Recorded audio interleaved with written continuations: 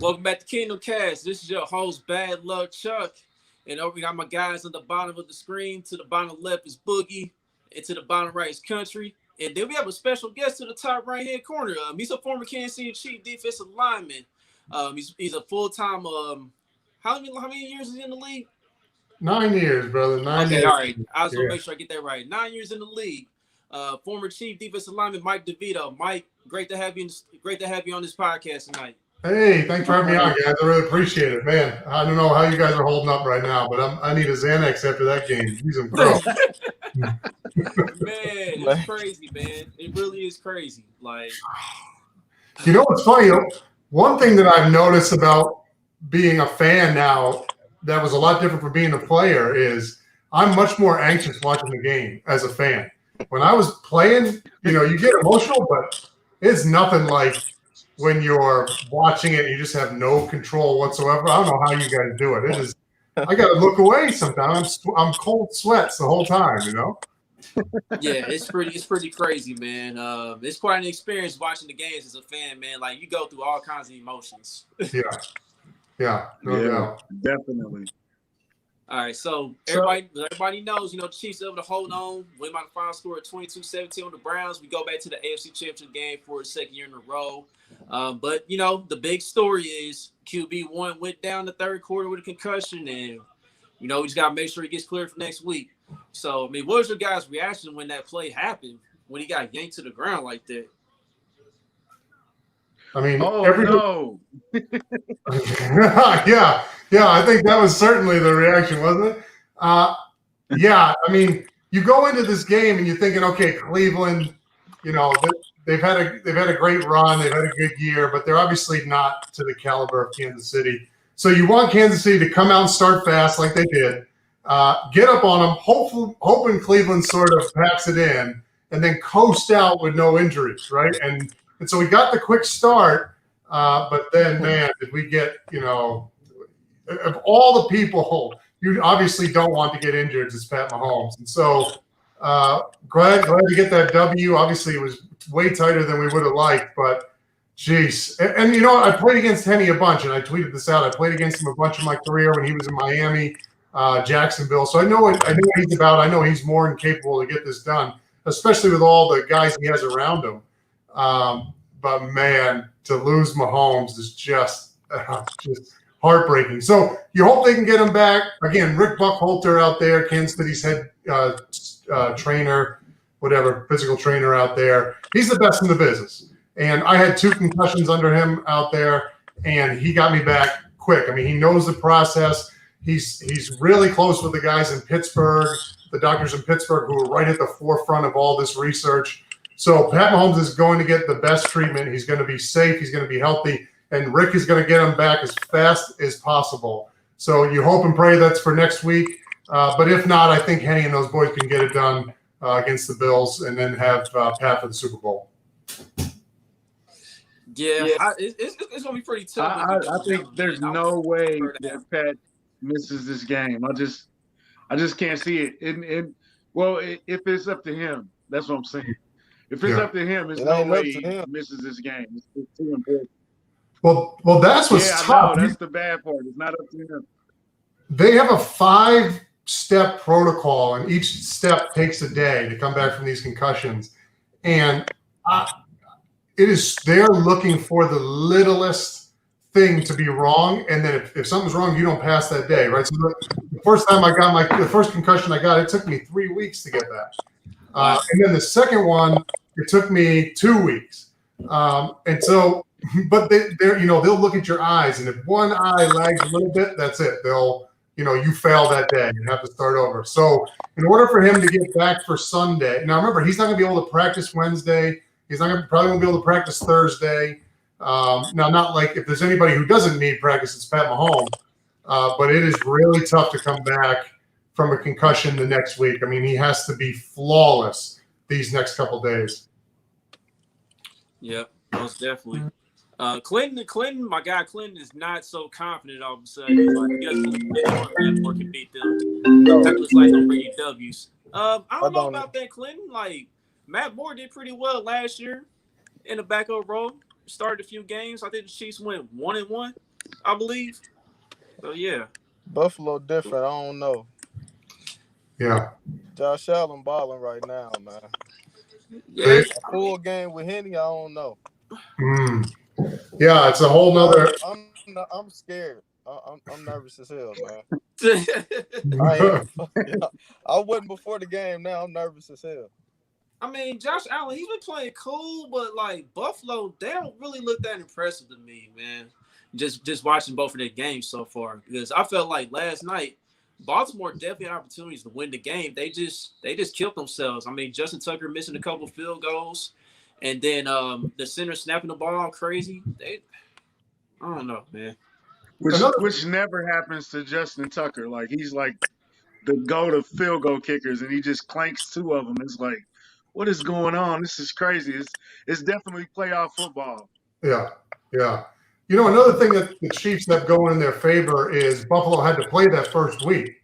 And so those 2 seasons I was with the Jets, granted we were on the road, but, you know, I went to back-to-back AFC Championship games, and having to play the 2 games prior to that AFC Championship game, I just remember how difficult it was to try to get back to being healthy and totally recovered for that game.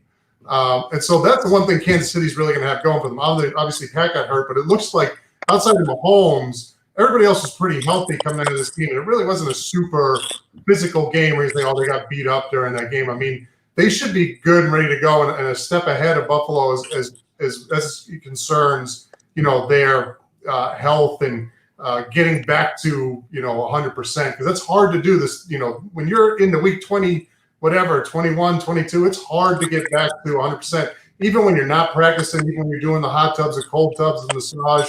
I remember trying everything. And those 2 back-to-back AFC Championship games with the Jets, I remember going into that 3rd game and my legs were just rubber. I mean, it's such a hard path. The playoff football is so much faster, so much more violent.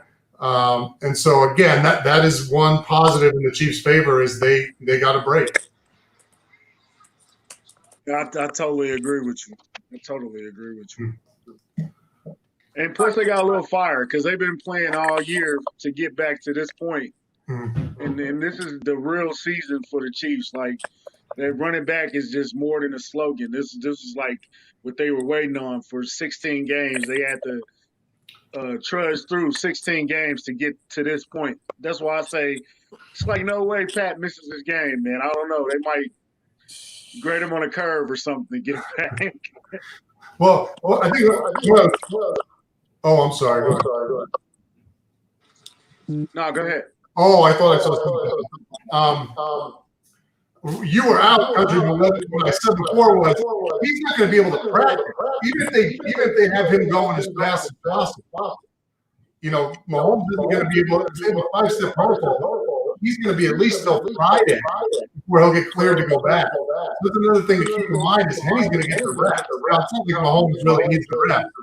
But that's another thing. Even if he's on the fast track, it's perfect. You have to remember he's not going to get to scrap in practice. Right. Yeah. And that'll be something to definitely watch.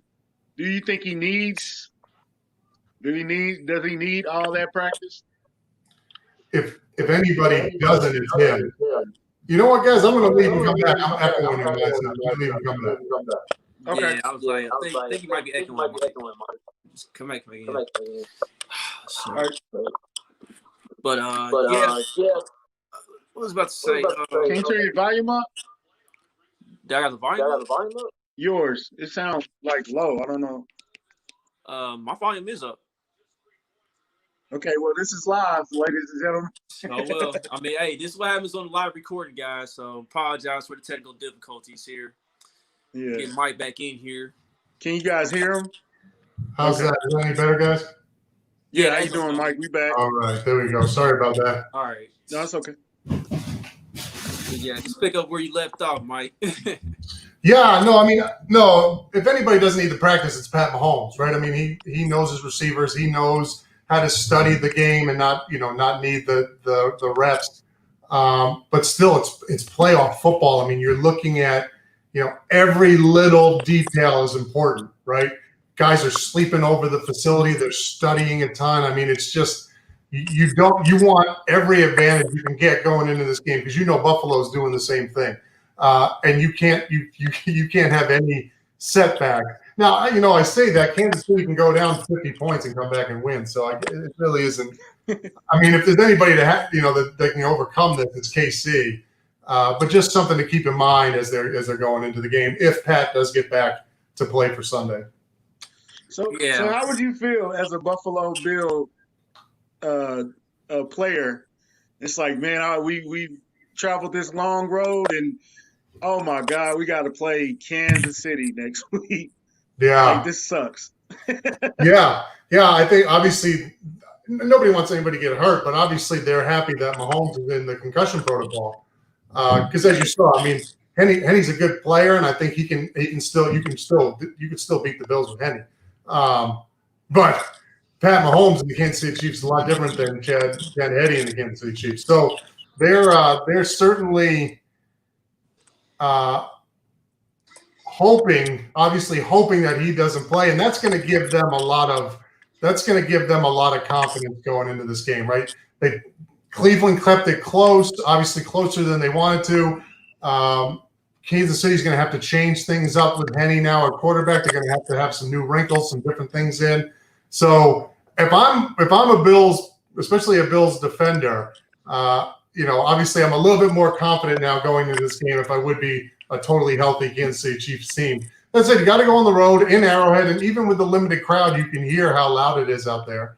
So it's still, it still weighs heavy in Kansas City's favor, no doubt. Yeah, I think Andy Reid is definitely gonna have to switch some things up because I noticed as I've watched the NFL throughout the years, there's certain things that you can't run the same plays with regarding quarterbacks. I know as an example this year with the Bears, they try to run the same stuff Mitch was running with Nick Foles, and Nick Foles is not comfortable running those plays that Mitch is accustomed to. So with Henne, you got to definitely switch it up a bit as far as the game plan for sure. Yeah. They're definitely going to have to focus more on the run if Mahomes is out. But the saving grace is the last time we played the Bills, they ran most of the game. They had a good running attack for the majority of the game. It wasn't like Pat had to pull us out the fire every time, so that's a good thing.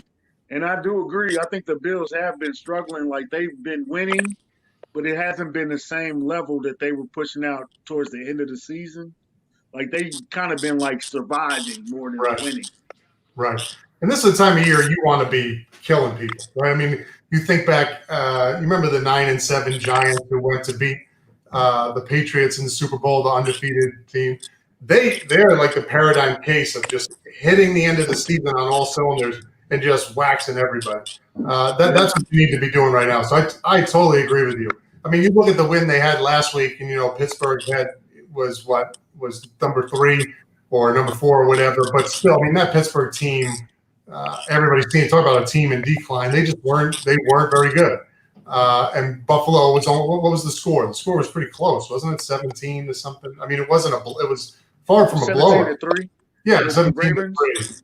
Yeah. So you're not going to get it done coming in here with 17 points. You know what I mean? Even without Pat Mahomes, you got to do more with that, and you're facing a better defense, and you're gonna be having to match an offense that's still going to be shooting on, firing, that ball down the field. So yeah, no, I mean, Buffalo's good. I agree with you. I totally agree with you. This isn't the team that I think we saw at the beginning of the season where they were really, or middle of the season where Josh Allen was just on fire. This isn't that team. Yeah. And what kind of juice does that give a defensive guy? You're a defensive guy. So, hey, Pat Mahomes not going to play. What kind of juice does that give you guys to make more plays, or we have to step it up because Pat's not going to play possibly? That's a fantastic point. And Spags, the defensive coordinator, is going to be saying that, and the guys will rally around that sort of idea that, hey, listen, both special teams and defense will need to recognize, hey, we got to pick it up. We're going to have to make some extra plays if Pat's not playing because you can't go down 2 touchdowns. You can't go down 21 points, 24 points. That's not going to cut it without Pat Mahomes. Right. And so you're right. Those guys are going to rally and say, okay, let's get this done. And they got the guys to do it. I mean, there's a lot of leadership on that defensive side of the football, right? I mean, you got the Honey Badger, you got Chris, you got Frank, you got those older veteran guys that have been there before, that have Super Bowl rings, that have playoff experience, and they're going to be rallying that room to say, hey, we got to take it to another level. And it's a defense that's capable of doing it, right? I mean, they're fast, violent. Spags, I was so surprised and happily surprised to watch them blitz. Just the entire game. The entire game, they're doing simulated pressures, blitzing DBs, bringing guys off the edge. I mean, it just, as a defender, you love to watch that. And that's enough for an offense. So, Spags is going to have that same stuff dialed up, and those guys are going to be fired up. Like you said, especially if Pat doesn't go, they're going to be extra fired up. So you're right. That's a good point to make. And the defense has to do it. The defense has to pick up the slack if they're going to win this game. Yeah, most definitely. They definitely have to make more plays than what they had to today, of course, because we had Patrick for 2.5 quarters at least. But in this game, if we don't have Patrick, it's definitely going to be different for sure. You know what you got to worry about in this game? You got to worry about stopping the run more now. You know what I mean? When you have Pat Mahomes, chances are you're going to be in the mid-20s, 30s, 40 points on the board. So you can go in there with the mindset like, hey, let's stop the run on the way to the quarterback, right? Now, if you're going in with Henne, the run game is going to be important. You saw the way Cleveland was able to get some of those runs going. They're going to want to run up the clock. They're going to win time of possession, be smart, keep the hands out of the playmakers on offense. And one of the ways to do that is going to be to run the football. And you were able to see some creases open up there against Kansas City, which is normally fine because who cares? You know what I mean? Run the ball as much as you want. You're not going to beat us running the football. That changes this week if Mahomes can't go. Now defense got to step up and stop the run as well as get pressure on the quarterback. And speaking to the point that I brought up, when Pat did go down, that next play, that next possession, Chris Jones, Frank Clark, Tyrann Mathieu all got involved and shut down that possession to get us the ball back to have the ability to run the clock out. And Chad Henne came through with some big crucial plays, and Tyreek definitely. And what was it, a third down to Darrell Williams that he caught the little swing pass out? Yeah. That was a huge play. Like, we had some huge plays after Pat went out, and man, that's a testament to this team. Man, they didn't just throw their head in their hands and just quit. And they show heart, they show toughness, they show character today. Man, it's a huge win. And that's a great point because as a player, when you're on the sidelines, and I can't imagine what it's like when Pat Mahomes goes down, but I've seen a number of times where a key player will go down and you can just feel the air leave the side. I mean, everybody's just, oh no, that's our guy. And you saw, just like you said, you saw those guys, Chris Jones and those guys rallying everybody up, getting the crowd going, playing 100 miles an hour, no letdown. And so that's what's key about, and what's so beautiful to watch with this Chiefs team is you know about the quarterback, you know about their playmakers, but Andy Reid's philosophy and the leadership across the board and the work ethic and the way your all-stars train and prepare like undrafted free agents. It's just unbelievable what this team does week in and week out. And so a lot of teams with a guy like Pat Mahomes are going to say, we got Pat Mahomes. We don't have to, we don't have to worry about it. And leadership doesn't really matter that much. And Pat Mahomes is going to win the game for us. But you see this team is ready to go in all situations. They're not flinching. And they the leadership across the board. I mean, that is huge. And the fact that they had Pat go down, they had a little bit of bump, and they were able to fight out of it and get it going. That's all because of leadership. So that's a great point. And especially in the playoffs where the emotions are just a roller coaster, to have your leaders get guys back on track enough to win that game. I mean, that's hard to do. And so this team really is the complete team. We know about the all-stars, but across the board, this team can get it done. Well, Mike, I got a question for you, man. This is actually from Clinton. He got a question. He's saying, do you have to pace yourself throughout the season? He thinks that Jones and Clark effort appears poor at times or wishy-washy.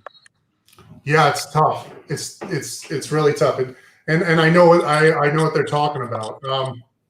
Those guys are so explosive. So like my play was different. I was a 2 down, first and second down run stopping guy. You know what I mean? So I'm taking on double teams. I'm trying to reset the line of scrimmage. I'm making sure nobody's getting up on the backers. So it's a little bit easier for me to say, yeah, no, you got to be going 100 miles an hour all the time because, these guys are, they're rushing the passer every play. I mean, they're 5-10 yards up the field, turned around, sprinting to the ball.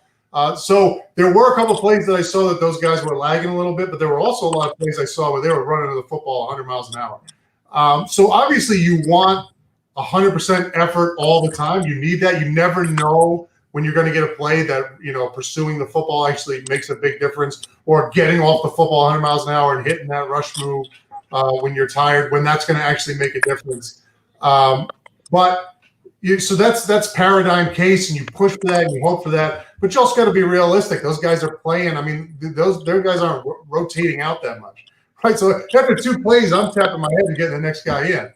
Chris Jones, Frank Clark, those guys aren't always rotating out. I would like to see what their rep count is, but I would have to imagine they're playing 40, 50, 60 snaps a game. Sometimes it's hard when you're playing all those reps and you're a long pass rushing type guy where you're doing a lot of running. It's hard to keep the effort going all the time. And so, again, yeah, you want to push it. You want to make sure you're always giving good effort, but sometimes it's just it ain't going to happen, Yeah, them trenches are real, man. Based on what I've seen on TV and based on what I've heard from guys who played football that was in the trenches like that, whether it's on the offensive line or defensive line, like it gets rough down there, man, and scrappy and everything, and can take a toll on you to where you have to sit out a few plays before you come back in. Yeah, and it is the playoffs too, right? I mean, they had the bye week, and so they did have some break, but these guys have been going for a long time now. So sometimes it's really hard. I mean, when I look back at my old film, right, some of my best games and some of my worst games were in the playoffs, and your body just it's hard to recover this time of year. It's cold. You've been taking a pounding all year, and so sometimes it's just going to happen. The thing is, you got to try to fight through it because, again, you're never going to know when that one play, when you slacked off a little bit and you could have made the play to change the game. Yep. Speaking of your career, I forgot who we were playing, but I think it was a goal line situation, and the running back tried to get off of you, and you just like bear hugged him and just pushed him to the ground. I want to say it was the Ravens. I'm not sure who it was, though. It was just one of the best. That's one of my favorite Mike DeVito plays. Got through the line, just bear hugged the guy, and just pushed him in the ground. I was like, I love that guy. Oh man, I appreciate it, country. I miss those. I miss those guys. That was one of the benefits of being. The game is a lot different, even from when I was playing in 2015, but especially in the prime of my career. The game has changed so much, right? I mean, you don't really see any 320 unathletic white guys in the middle anymore. It just doesn't. We're dying. We're a dying breed. I mean, you can't get it done with guys like me anymore. You need athletic, explosive. Even your big guys have to be athletic and explosive because the game is just changing. I remember in 2013, our coach came in after the season and said, "Hey, Mike, we evaluated the film and heck of a job against the run, but 70% of our plays were against 11 personnel." He's like, "So you got to figure out how to rush the pass more." And I'm like, "Bro, I'm 30 years old. It's over now. It's over. You guys signed me to take on double teams. Like this is all I got. I can't get athletic now and explosive now. This is it, So, but no, I appreciate that. Being 320 pounds, it's a little bit easier to bear hug that running back. He just hit me and just stopped. But yeah, it's a different game now. It can't be that big 320-pound gap plugger. That just isn't going to work. Right. Well, that goes. Well, you kind of answered my next question. DJ said that he banged the drum today for the game, right? Yeah. So he tweeted that let me get 10 snaps in. I was going to ask you if you think you can get 10 snaps in, but I think you answered my question already. Country, up here in my mind, I can. I say I can still do it. But I can't get out of bed without spraining an MCL nowadays. I mean, Jesus Christ. That was another thing that was so tough towards the end of my career is I kept getting hurt. I kept having stingers, knee problems, concussions. And I was just like, wow, I just couldn't. Your body just starts to fall. Some guys are obviously a lot quicker than others, right? For me, it came on all of a sudden. I had no injuries throughout my career, and then all of a sudden at the end, I just couldn't stay. I couldn't stay healthy. And so, yeah, no, if I went out there now, forget it. I would break something. I would just crumble down, man. Wouldn't be good. So with the injuries, how quickly does it change from a physical thing to a mental thing? Do you think at some point it changed to like, I just don't want to get hurt out there, and then that kind of killed everything for you? Yeah, I think I look back and I just think that, you always have the mindset that you're a younger player, right? You always think, man, I'm good, I got this, I got it all down, and there were probably a number of things I could have done to take care of my body better than what I did towards the end, right? Some of the best, the Tom Bahalis and the Derek Johnsons, those guys that have those long 13, 14-year careers, if you talk to them, 99% of the time they will have a really regimented diet, a regimented training routine. I mean, the stuff that Tomba used to tell us he would do was just crazy. I mean, he'd be running with the jiu-jitsu guys up in some mountain somewhere. I mean, but they focus on all the little details, where me, it was just like, I'm going to go to McDonald's and I'll go squat heavy tomorrow. I didn't really think it through like that. And I think that's really what killed me in the end, was that I didn't prepare like a 9-year veteran as far as taking care of my body's concerned. I still thought I was younger, where I could just hop in the hot tub and cold tub and be good. I should have spent more time taking care of myself, and so I have to live with that now. I think they do a better job of talking to some of the trainers that I'm still friends with, some of the guys in the league. That's really more of a point of emphasis now. I know Kansas City has a room that's just devoted to like prehab, and it's got all the fancy stuff in there to get stretched out, warmed up, all that stuff. And I think guys are much more disciplined about it now than they were when I was doing it. But yeah, I think just not having that routine, that regimen, is what killed me. And you got to be a professional in everything, right? I mean, that's the NFL, and so that's where I was slacking, and I paid for it. Well, that's a great lesson for the young guys to hear.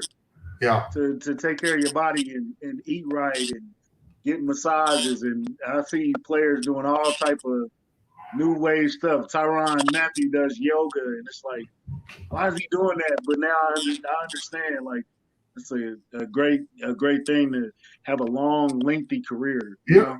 It's funny, Country. I always used to make the excuse, like, well, I got to get home to my family, right? So I've been home 5 years now, 365 days, 24 hours a day. There's nowhere to run. My family, I'm with them all the time. You know what I mean? I see the kids every single day. So I'm blessed to have that opportunity. But and there's some truth to it, right? You can't ignore your family. But when I think back now, I think was that more of an excuse to me actually getting home to see my family? So I think guys will use that sometimes, like, oh, I got to get home, got to see the kids. And it's like, man, I could have done the 20 minutes extra to do yoga. Yoga would have been, that would have been awesome. That would have helped me out so much. And so I do it now because I'm blowing out my back and things. So now I'm doing yoga. If I would have done it then, I would have been so much better. So yeah, no, that's a testament to this team. I guarantee if you went in there, those leaders in that room, they're not leaving early, right? Those older guys that you would think would go home early, they're not leaving early. They're doing the extra stuff. I guarantee it. And this is what happens, back to back to back to back. AFC West, everything, AFC Championship, Super Bowl. I mean, that's how you get this done. You put a team together like this. Yeah, speaking of that, man, I just want to talk about a little bit more about your time with the Chiefs, man. I remember you was on the team when we had scratched the surface and made the playoffs to play in the wild card game against the Ravens. and that game unfortunately didn't turn out too well after we started out. Like when you look back on your career here in Kansas City, man, like what's like your top 3 moments? Guess besides the playoff game. Top 3 moments, yeah. Well, I think number 1 would be beating Houston in the playoffs to go to play New England in the divisional round. Right, I think that was the first playoff game Kansas City had won in a while, and I just remember it's amazing out there. The fan base, all of that is just amazing, and so to go win that game, see all the fans in Houston that were in the stands, and then to go back to KC, see how fired up Kansas City was just. I mean, that was really a fun experience. Another time that was really fun was in 2000. I think it was also 2015 when we beat the crap out of Peyton Manning and the Broncos.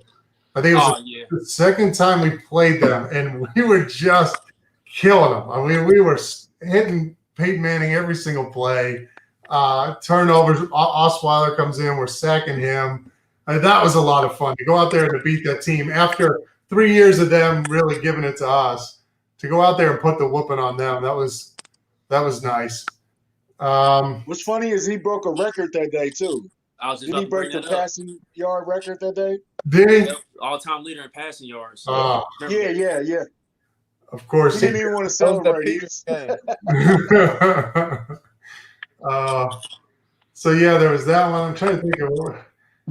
Oh, and then going 9-0. You guys, I mean, when you start the 2013 season after they had gone 2-14 the year before, you started off 9-0. I'd never experienced anything like that. I mean, you talk about having fun going to work. Oh my goodness, you guys, when you win 9 games in a row, it's just like it's heaven going. Everybody's happy all the time. Nobody's yelling, nobody's mad. Everybody's just loving it. That was, and winning all those games, that was a lot of fun. That first year, 2013, we really laid that foundation. Andy Reid laid out his philosophy.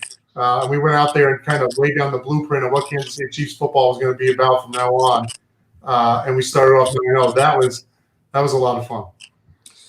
Yeah, because like, what I want to say, yeah, man, I remember that 9-0 start, man. You know what they say, winning cures all. Basically. Yeah. But sometimes that's a problem. Sometimes that's, sometimes you need a loss to wake up and get back to doing the little things right, And I think that's what ended up killing us that year was practices started to slack off a little bit, and guys maybe started getting complacent, myself included. And, and then we finished the season a little bit rocky there. So yeah, no, I mean, but the good teams, like the teams you got now, they're not going to let that happen. Kansas City ain't going to let that happen now. So, yeah. Clint said, "What about the 1-5 start?" Yeah, that. Why you got to bring that up, man?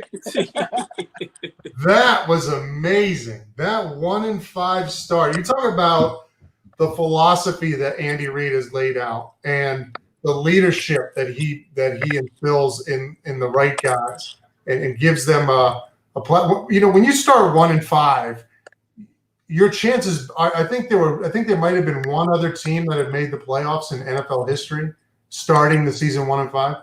So you got normally if you on a team, you got guys thinking two things. One, okay, I'm gonna go rogue because I just need to get my stats up because this is a contract year and I need to get paid. So I don't care about playing within the offense or playing the defense. I just need to go out and make plays. And then you have another on the other side. You have people who aren't in a contract year who are saying, I just don't want to get hurt, right? I just need to get through the season, put what I need to do to put in, not get hurt, but not get too much wear and tear on my body, rest up, get ready for next year. And that was not the case with this team. I mean, I remember Andy Reid brought us in to the meeting room after after that 5th loss and said, look, here's the deal. We're not gonna look down the schedule and see who else on the schedule. We're not even going to worry about who we have this week on Sunday. He said, I want you guys to win at whatever's next on the schedule, right? So if it's going to lunch, if it's getting changed for practice, it's taking your wife out to dinner. Like, let's do it better than everybody else in the league. Like, just focus on the next thing on the schedule and do it better than anybody else is doing it. And that's what we did. And we just slowly dug ourselves out of that hole with that mentality, just winning whatever was next in the day. And I've carried that with me now and told, I've had an opportunity to talk to different businesses and just in my own life in general, that mentality of just winning whatever's next, whatever you're doing, man, it is powerful. And so, again, that's a testament to Andy Reid and what, the foundation he's built there. That they can, you got guys that can overcome a 1-5 start where 99% of the teams in the NFL couldn't even come close. Hey, Mike, how did you know it was time to hang it up? Yeah, I was just arguing with my wife because I said I made a wrong decision. I had the 2 concussions that year in 2015, and that was the year that the concussion stuff, like the movie, the concussion came out, all the statistics were coming out about CTE and all that stuff. And, I was hurting, my body hurt. And Kansas City had given me an offer to come back, just a veteran normal contract to come back. And my wife, my family, everybody telling me, listen, you just keep getting hurt, you keep getting these concussions. My wife saying, I want to see you knocked out on the field. She was pregnant. And so I said, okay, I'll hang it up. Let's hang it up. Let's move on. I think you're right. And, I wouldn't have made it, I wouldn't have made it this long. No way. But what I did realize was every second in the NFL is such a blessing. And, to turn down time in the NFL, even for injuries or things like that, I always wonder if that was the right call, right? Because, okay, so maybe I saved a year or 2 on the back end, in my 80s. But is that really worth giving up a year, in the NFL or 2 years in the NFL?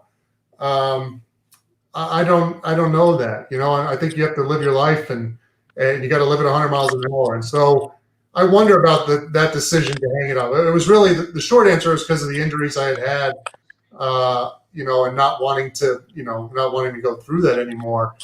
But now I question if that was the right decision. Hey man, you got kids and a beautiful wife and a beautiful family. It was definitely I'd rather see you with your family and being blessed and enjoying that time because it's so precious and they grow so fast. And next thing you know, they're teenagers with attitudes. And Yeah. So, yeah, it definitely probably was worth it, man. I think you made the right decision that you'll be able to enjoy that time. And you still got your facilities. You still got your, a good head on your shoulder. So, Yeah. hey, it might have been quicker than you wanted to, but I think it'll work itself out in the end. Man. No, and I appreciate that, Country. I think 90% of the time I'm with you. The one time you're going to get me to give this answer is probably right after the Chiefs win a big playoff game, and I'm sitting there like, damn, what am I doing? What am I changing diapers? I'm running after kids. I'm building Legos, man. Oh.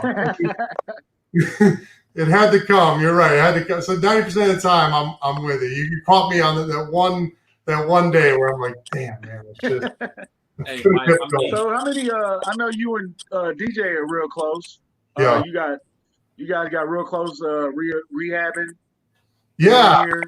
Yeah. Derek and I. That was really talk about another blessing. I mean, obviously getting hurt is terrible, but for Derek and I, going into the 2014 season, we're playing the Titans. Derek tears his Achilles. I tear mine 8 plays later in the same spot in the field.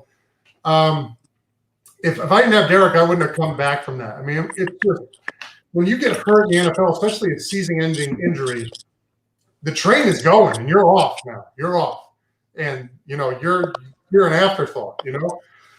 And the guys will, at first, everybody will make an effort to go out of their way to say hi to you and make sure you're doing good. But they are focused on the season. And so after a while, it's like you're an afterthought. So to go through that by yourself, I mean, that was hell to go through it with DJ. To go through it by yourself, that would just, I mean, I just don't know how guys do it.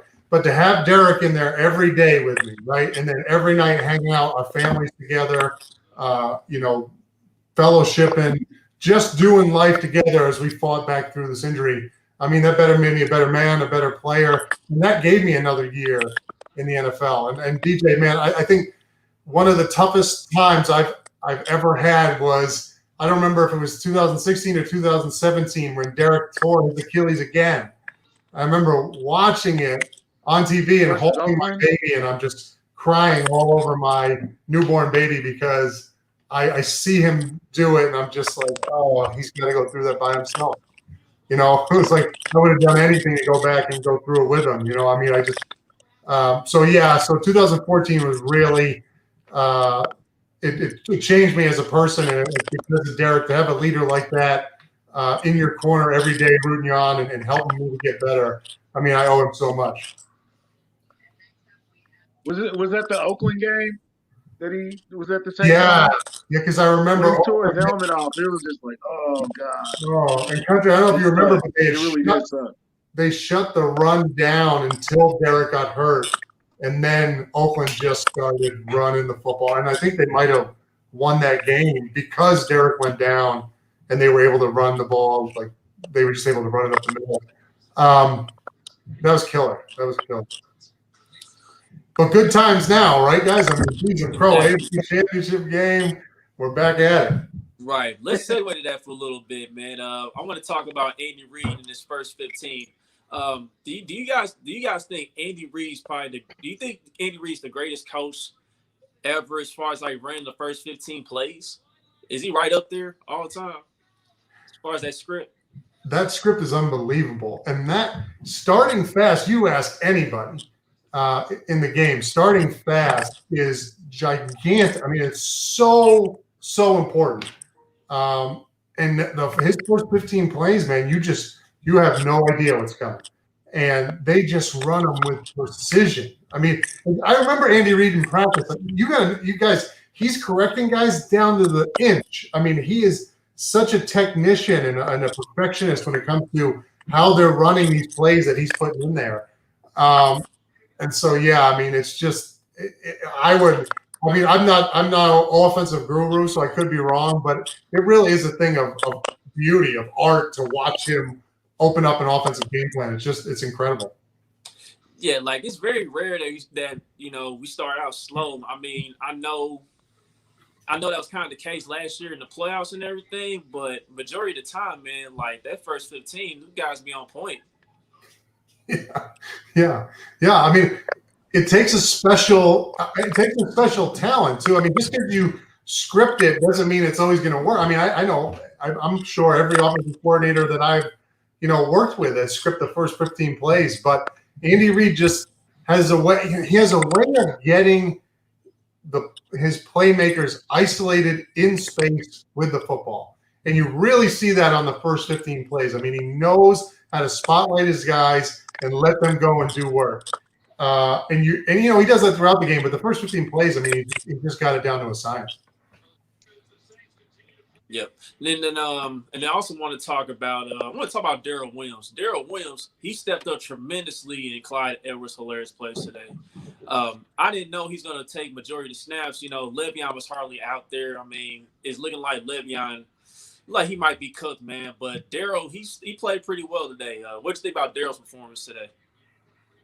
Yeah, I mean, it starts with the offensive line. I mean, the offensive line, especially with the injuries that they've dealt with, they've done a great job. I mean, that unit is still really coherent and cogent up front. They're doing a great job getting movement, knocking guys off the football, creating space, creating lanes. Yeah, and you're right. Those two backs, I mean, they're just – again, this is Andy Reid knowing his players so well that he knows exactly what to run to help them maximize their talents and their abilities out there.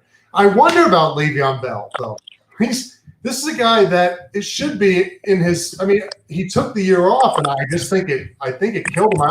I spend a lot of time watching the Jets, and I'm wondering why don't the Jets run that Pittsburgh style, slow outside zone read, let Le'Veon Bell come up, stop and start again. I mean, he's the best I've ever seen at that, and I thought it was just New York not using him properly. But he seems to be, I'm with you. I mean, it seems that he might be cooked. It just, if anybody's going to know how to do that, it's Andy Reid, and he just doesn't have that ability anymore. But the thing is, it don't matter because you got those other two guys, and they're playing 100 million miles an hour.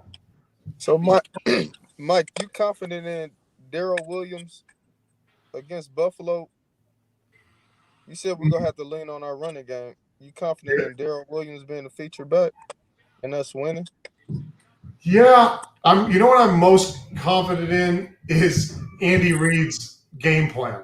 I think he's going to know how to take advantage of what Buffalo does poorly. He's going to be able to get angles and to get the right scheme put in there to help those guys be successful. Darrell Williams did have a good game too. I ain't saying it like that. I know that. But I mean that's a different, that's a different defense that they're going against next week, and so kind of reminds me of the years that I was with the Jets, right? Sort of an almost underrated but tough sort of physical defense that is going to have some vulnerabilities, no doubt, but is more than capable. But again, I think those backs with their talent combined with Andy Reid's sort of run game. I mean, you guys, we would have 9-on-7 in training camp, right? So going back to when I was there, and 9-on-7 is a run drill, and where the offense against the defense, and the runs that we were seeing, they would just crease. The offense would crease us every time, and I'd go back to our coaches and be like, "Man, what happened?" And he'd say, "Don't worry about it. We're not going to see it in the regular season." It's just Andy Reid's, ability to find, to have these really unique and novel ways to get the ball out in the run game. And so I guess all of that to say, I think those backs are more than capable, and I'm even more confident in Andy Reid's run game plan. And then we're going to go to your position, man. Let's talk about the defensive line. Who stood out to you the most in this game today? Because I know I seen Chris Jones. He had a pretty solid game. Like he was dominating his matchup most of the part. And then Derek 90, he got some in today as well, because I picked him as like a sleeper pick that will make an impact in this game, and he played pretty well. So, those guys both did well up front. I'm going to say, I believe his name is Wharton. Yeah, Wharton. Yeah, that's another one. Yep. Man, he keeps getting pressure. He does a great job collapsing the pocket. And you know what? He takes advantage of the fact that he's getting the one-on-one in pass protection, right? Because they're going to slide to Chris. Chris is always going to get the no, or they get the center in the tackle, or the center in the guard in the tackle. Like they're not going to let Chris just rush one-on-one. So that's leaving Wharton open, and or one-on-one, and I feel like every time he was able to get back there, either push his guy back there, hit a quick move on the edge. And so for big man, he's really moving. The interception that the Honey Badger had, I'm almost positive that one of the primary reasons for that, for Mayfield throwing that pick, was Wharton drove his guy all the way back into Mayfield's lap. I mean, he's doing a great job. I tweeted out, he's really an unsung hero on that defense. He looks good in the run game, but like I said, he's not a guy like me who's just going to specialize in taking on double teams and then third down, run off the field. I mean, this guy's getting pressure and causing things to happen, taking advantage of the fact that he has the one-on-one in pass protection. He did a heck of a job. It's always great to have that one undrafted gem. You know? So we have the same agent too, so I had to give him a shout out. But man, but no doubt he's a great player. He's a really good player. Guys, those kids are screaming up there. I got to get running. I hope that's okay. Oh, that's cool, Mike. Man, we're just glad to have you on, man. Man, let's do it again next week. If you guys want to chop it up next week after the AFC Championship win, let's do it. Sure, it'll be a pleasure, Mike. Awesome. Appreciate you guys. Bye now. Mike. This is a great guy, man. Yeah, most definitely, man. It was great to have him on tonight. So, well, fellas, I mean, you got anything else that y'all want to talk about as far as the game? Dirty Dan. Nail biter, a tough one, man. We show heart, we show character, and we won. And main focus, man, we gotta get Pat back and healthy. And like Mike said, he probably won't practice all week, but I'm gonna ride this train till the wheels fall off, bro. Yep. Appreciate it, Clint, man. Thanks for the shout out, man. We just trying to grow, man. We just trying to build, man. Episode by episode. But yeah, let's talk about Dan, man. Dan is stepping up tremendously, dog. He does it again. Now, I want to talk to you guys about the hit, man. What'd you say, Chuck? I'm sorry, I can't hear you. Nah. I can't hear you either, Chuck. So hold on. What about now? There we go. Okay. All right, cool. I was saying, what you guys think about the hit Dan laying on the receiver before he crossed the goal line? Because I'm just like, I don't see how there's any other way to hit the receiver in that situation. Man, that's the football play to me. I like it. No bias. I thought it was a good hit. I don't see how you can call that helmet to helmet. Like you said, what else can you do?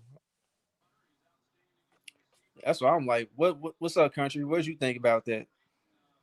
What play you said again? I'm sorry.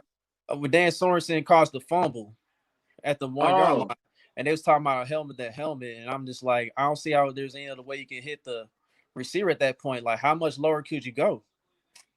Yeah. I don't know. That was hell of a play by Dan, though. We needed it. I think it was a shoulder too. Tico now? Is that how you say that? Yeah. I don't yeah, my guy Tim. Yeah, I think it was a shoulder too. I think the dude got away with hitting Pat in the head too. Yeah, that should have been a call. I thought that would have been a call. We didn't get nothing on. Yeah, they didn't call it. Yeah, because at the end his head got jerked around a little bit. They didn't see that. So yeah. Man, to see him look that woozy, man, was so. Oh man. Yeah, when he got up and he was just dazed and like that, it was scary, man. I was like, "Oh my gosh, are you serious, bro?" I'm not sure. It reminded us of the Denver game, right? When he was laying on the ground. Sucks. Yeah, but as soon as I seen him, I was like, "Oh man, he's done, man. He ain't coming back." I'm nervous. Yeah. I'm scared, man. Hell of a game, though, man. Hell of a game, fellas. I am bushed. Hey, Boogie, you're not the only one, bro. You're not the only one, dog. I just hope he's okay. For real, damn, man. Bro, I was scared today, dog. I'm like, dog, are we gonna hold this lead, bro? When it was 22-17, I said, bro, I'm not liking this game anymore, dog. Like, for real. Hey, Henne, what's up with that bro. bad pick, man? He redeemed himself because that horrible ass pick. Oh yeah, he missed Tyreek by like 5 yards. Man, that was, I don't know what Chad Henne was doing on that play. He should have been dinking and dunking. He tried to go for the glory. Right. It looked like it was a bit of hero ball, man. That was on second down too, wasn't it? It was early. So. It was early. It wasn't even third down. It was second down, dog. I'm like, dude, you don't need to take that much of a risk, dog. Not in that situation. But man, let's talk about Harrison. Through at the end. He definitely redeemed himself. So he did. Right. Let's talk about Harrison Butker, man. What's the deal with Harrison Butker, man? Like, it's like 33 yards and in. It's like a mystery, bro. Somebody said the extra point was a bad hold. Yeah, somebody said the laces weren't out or something like that, and I missed all that. I didn't watch the ball closely like that, but I just seen like his footwork just didn't look right, man. Like his plant leg just looked awkward, man. Like he didn't step right or something. But it's like we discussed earlier this year. Like extra points is like nerve wracking, but a 50-yard field goal. I think he's gonna make it every time. Like I don't see him missing field goals like that, you know. But he did miss a field goal too, didn't he? Yeah, but it was extra. Yeah, he missed a field goal today, but it was the same range as the extra point. Yeah. I'm starting. So it was just like an extra point. He came back later and made it though, so he got his swag back. Hopefully. Yeah, hopefully. He's been consistently missing kicks all year, extra points. Yeah, man. It's just weird, dog. It really is weird, man. Because like we discussed earlier, he said he couldn't break wind. That's funny. But yeah, like we discussed earlier in the podcast, man, we was talking about Justin Tucker last night, man, missing 2 field goals, like not just 2 field goals in a row, man. Like that's very rare of a guy of his stature to be missing that many field goals, man. Yeah, that's extremely rare for him. That was crazy. So yeah, kicking game's been pretty sketchy in this playoff so far. I'll just say that. Yeah. So what else, man? Who's your MVP for the game? Offense, man. Man, like Tyreek and Travis Kelce, they was neck and neck, man. But I'll probably say Travis because he got the touchdown. You know, they had the same amount They of both yards. had over 100 yards too, didn't they? Yeah, they both had 110 yards. Nice. I got to go Tyreek, man. He had the most important catches at the end. Yeah, I'll take that. He did. The most important catch sealed the game for sure. What about you, Country? I think I want to go with Darrell Williams. He kind of showed out today, man. He had some tough runs, some good awareness. And, he stepped it up with Clyde out and with Le'Veon not at his best or whatever happened with that situation. But, I'll go with Darrell. On the defensive side, L'Jarius Sneed, man, is a beast, bro. L'Jarius Sneed is a beast. That's all I'm going to say. All right, Bug. Which is on you, Bug. Who would you have for defense? You know who I got on D, man. Dirty Dan saved the game. Straight up, man. I like that. I would say Tyrann to go the easy route, but I'm gonna give the underdog some love, man. I'm gonna give Derek 90 some love, man. That sleeper pick, I think that was enough, man. He came through, dog. Like he pretty much dominated his matchup for the most part. Like, pushing the pile and getting down and dirty, man. Just using his leverage and strength, man. He did a great job with his matchup today. So be like Derek. I'm gonna say Derek 90 because he opened it up for everybody else to eat. So Tim says, "Do you think Clyde Edwards-Helaire will play next week?" I don't know, man. Depends how he yes. does in practice. They say he's gonna play next week, so we'll see how it goes this week. Okay, all right, cool. We need him and Sammy back this week, man. Dog, because Boogie was crushed. Boogie was crushing them DMs, dog, in our group DM. Man, we need him bad. Yes, this week we. That's the one thing that made me nervous was Sammy missing the game But he better ball out next week. Yeah, what y'all think about Brian Pringle? I think Pringle did a good job today. McCole did too. Run. Both of them did. You said who? McCole made a couple plays. Yeah. McCole, he played well today too in his limited role. So yeah. But yeah, other than that, man. So what was about to say? Yeah, that's it, man. Look, that covers everything for tonight, fellas. Do y'all got anything else before we head out? Get well soon to Patrick Mahomes, Bashard Breeland. Get well soon. We need y'all next week. We need our guys back. We need to be as close to 100% as we can, and we got Tampa Bay on our mind, baby. Actually, you know what? We got one more thing to cover. We have to cover this for sure, dog. We got to cover Charvarius Ward, man. Can he redeem himself next week? Let's do it this week, man. I don't want to. Can he redeem himself next week, or is it the end of the road, man? Because it looked rough. It looked rough out there today for him. Unfortunately, this was not a good week for him. It looked like they was targeting him. It was not. He definitely got to bring it next week. He got to bring it. He did have a good tackle towards the end. I think that was him. Yeah, he was in there. A good, huge tackle towards the end, but it was not a good day for Charvarius Ward. Yeah, whether it was Peoples Jones or Rashard Higgins. Rashard Higgins, he was the main standout for Cleveland. He was routing them boys up today, man. Whether it was Ward or unfortunately, I got to say this country. Unfortunately, Breeland got it to a little bit, but other than that, man, defense they played well enough, man. Just to hold on and get the dub. Yeah, so.